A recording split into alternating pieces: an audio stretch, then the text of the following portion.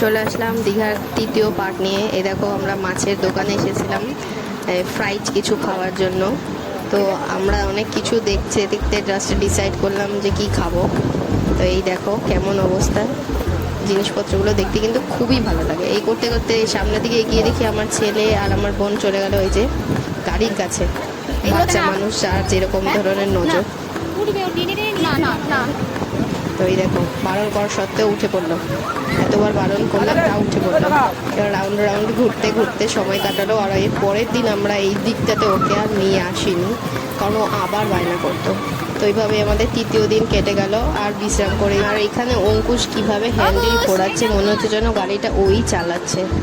তো এরা এগুলো করতে এক্সপার্ট, মানে সব বাচ্চারা, এখানে যত বাচ্চা গাড়ি চালাচ্ছিল দেখো কিভাবে হ্যান্ডেল ঘুরিয়ে ঘুরিয়ে সামনের দিকে এগিয়ে যাচ্ছে।